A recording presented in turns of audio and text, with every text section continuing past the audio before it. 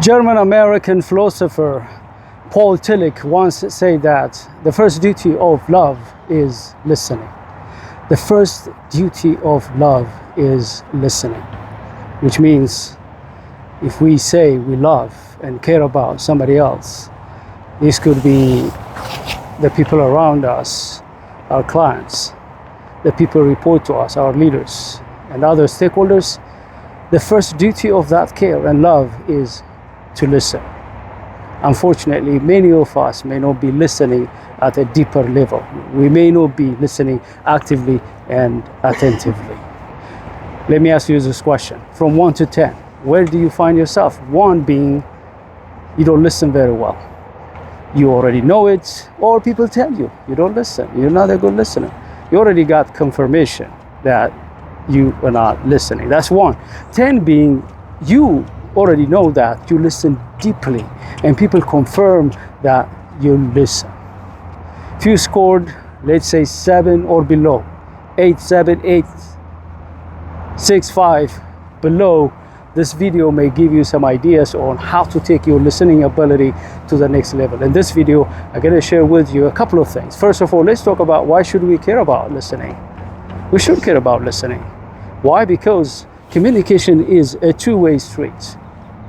The temptation for us leaders and entrepreneurs is that the more we talk, we think the more we convince, the more we sell, the more we do our job as leaders and entrepreneurs. It's counterproductive. People, whether you believe it or not, consciously or unconsciously, they could be able to tell whether we are listening to them. They may not put a finger on it. When you don't listen to them, they make judgments. The judgment could be, he doesn't care, she doesn't care. Or it could be, he's disengaged, she's disengaged. The words could be, can't trust her, can't trust you. That may not be the case. But because we're not listening, people are making judgments. If they don't know you, if there is no trust yet, if there is no rapport yet, people tend to misjudge you when you appear not listening. Of course, there are very different reasons why we may not be listening. It could be our personality, the way we are wired. We may be extroverts and we talk more. Or it could be because the people around us don't talk much and we fill the gap and we talk more. Or it could be ego. Hey, I know better than them. Or it could be worse, could be insecurity. If somebody has some weaknesses, limitations, if they feel they are inadequate, the way they compensate that could be by talking too much. To improve our listening ability, the first step we should take is where we are from 1 to 10. And we need to know, if we're not listening, we need to know the cause. The first time I realized I was not listening was when my mentor told me in the middle of our session that I was not listening to him. He rebuked me. 𝐬𝐮𝐬, you don't listen. I said, what do you mean? I was stunned. I thought I was a listener. He said, no, you don't listen to me. I said, I do. No, you don't. I do. You don't. I do. At one point I stopped because he's my mentor. I humbled myself and I said, you know what? I always look for this time with you every month.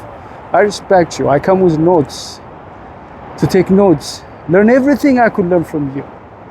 Just tell me why you said I'm not listening to you. 𝐬𝐮𝐬, it's simple. I tell you to do certain things, you don't do them. I tell you not to do certain things, you do them. Which means you may be hearing me, but you may not be listening to me. It was a shocker. And that's when I decided that I need to listen. The first thing I did was I went out to read books, talk to people who knows about communication. And one thing I came across was how John C. Maxwell, one of the global leadership gurus, did to improve his listening. He talked in one of his books how he used to go with a notepad, writing capital L on the right top corner of the notes to remind him to listen. I remember I go out with the notepad. Nobody knows what I was doing. Whenever I'm tempted to jump in and interrupt someone, I see the capital L. It slaps me here. It reminds me to listen. I listen. And I tell myself inside, look, give them at least 1 minute. Let them finish this section of the conversation. Let them finish this story. Don't interrupt them.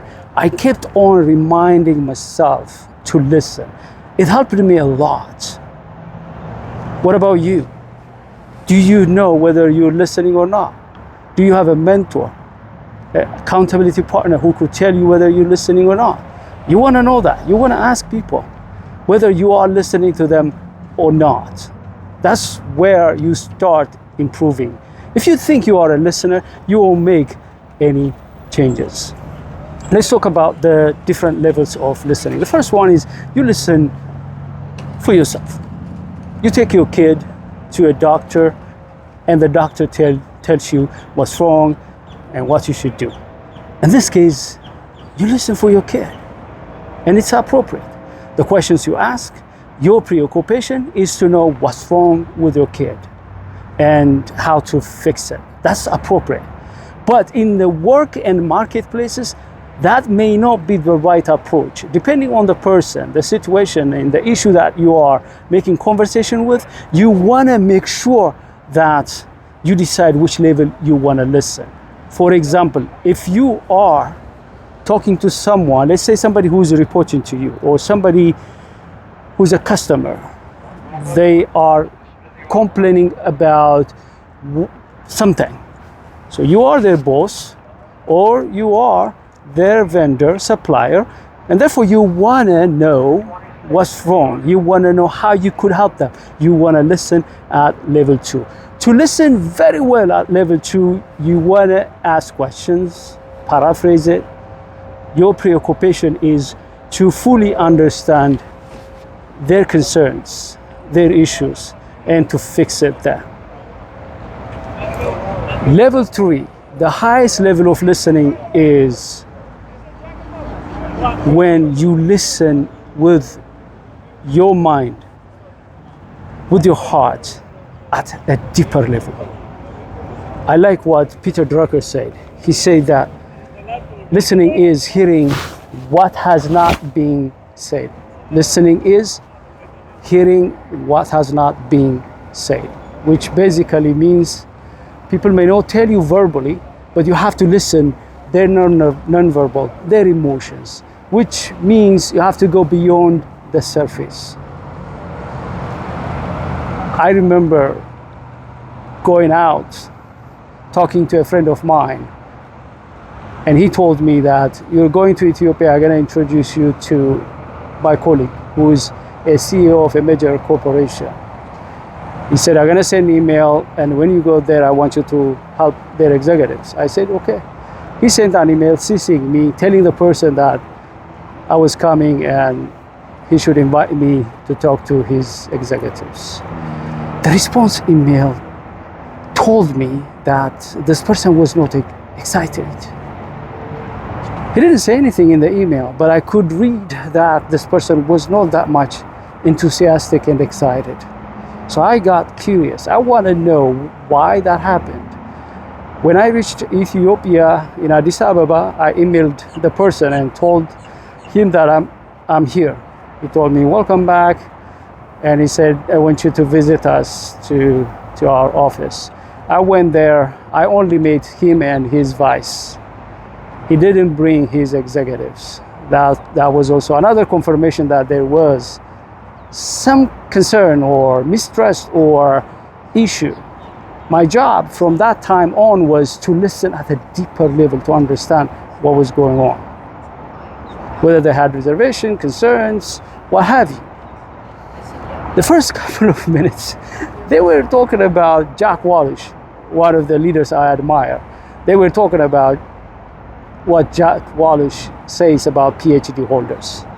They were laughing. Look, Jack Welch, he says that these PhD holders, I tell them, shove your PhD into your rear. I don't want to say the exact word.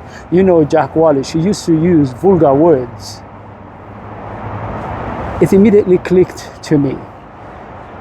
Why are they talking about Jack Welch?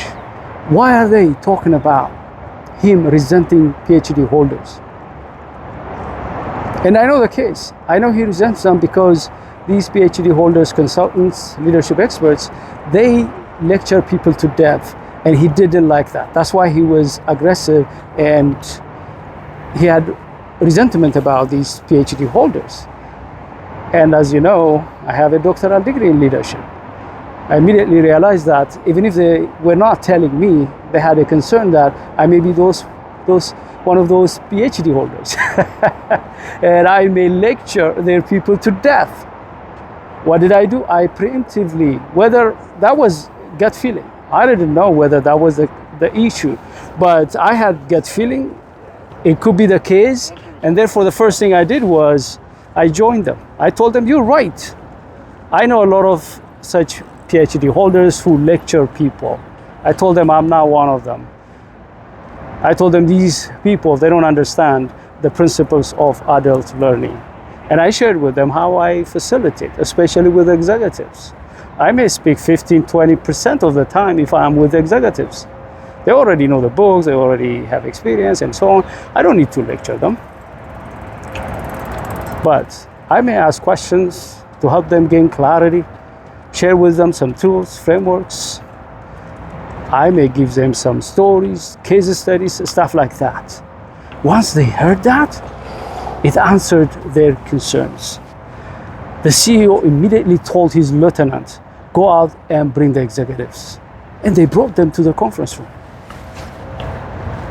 The point I'm making is that if I was not listening at level 3, if I was not attentive, they didn't tell me anything in the email and also in person. I figured that out because I was listening at a deeper level, trying to understand their concerns, their doubts. And I figured that out and preemptively responded to that right there before I leave that office. If I leave that office, I may not come back again. Of course, in this case, I'm not paid and I'm not living in Ethiopia, and therefore maybe it's okay. But what if this is a client, an important client? What if this is a very important strategic partner? I would have lost them. The point I'm making is, when you go out, make sure that you listen at level 2 or level 3. Level 1 should be when you go out to learn something about you, and it's about you, your car, your children, and when it is with the people that you have already rapport and trust. They already understand you. They may not misjudge you. They are okay if you interrupt them and if you make fun of them, you laugh together, interrupt one another. That's what I do with friends and colleagues and the people I know. We interrupt each other all the time, make fun and so on, because we know each other and we understand each other. There is no stick there. But when you work with your clients, when you work with the people that you don't know, you want to make sure that you listen at level 3. Right now, I challenge you. If you have been struggling to listen, and if you realize that you're not listening, admit to the people around you so that they can help you, because they may already know that you're not listening. I remember I was leading a team and I got some feedback. They were saying, AZ listens very well. He's very attentive and he's a great listener. At one point, I felt very bad because they didn't know I was struggling. In a meeting once, I told them, today I'm going to be honest with you. You guys think that I'm a great listener, but I'm not. They were stunned. They were quiet. They couldn't figure this out. And therefore, I showed them the notepad. Look, this notepad, you see that? I use that to remind me. The capital L you see is to slap me to listen if I am tempted to interrupt you. They laughed about it and we joked about it. They said, AZ, you were faking it until you make it. We laughed about it. But the key thing was, I was struggling, but they thought I was listening. My gut feeling told me that maybe 1 or 2 of them, they may already know that I was struggling. And therefore I wanted to to bring it to the outside. And I actually asked them favor. I said that now you know that I struggle to listen. I'm trying my best, but if you feel like I'm not listening to you, I'm giving you permission to stop me whenever you felt I'm not listening to you. I'm giving you permission. I already understand that I'm struggling. You can imagine the trust that built for them. Of course, nobody came and told me that I was not listening, but I should have preemptively addressed that if in case one or two of them were struggling because I'm not listening them actively. In conclusion, listening is one of the most important aspects of communication, and you want to improve your listening by, first of all, understanding where you are, have self-awareness about where you are, and then understand why you're not listening, the very reason why, and then find ways, methods. I already shared with you one of the methods that I used to help me listen very well. And also have accountability partners. Tell the people around you, help me, I'm struggling in listening. They will help you. They will tell you when you're not listening. They will also tell you when you improve. If you do these things, you could be able to take your listening ability to the next level. I hope you got something out of this conversation. I want you to go out, practice, improve, and become a great listener. Remember, the first duty of love or care is listening. The first duty of love is listening. Enjoy the rest of the day. I'll switch the camera and show you around. This is Tampa River Walk, and then I'll let you go. As you can see, we have Tampa water taxi over there. It's a beautiful morning. As you can see, people are taking walk. It looks beautiful. All right, enjoy the rest of the day, and I look forward to talk to you soon. Bye.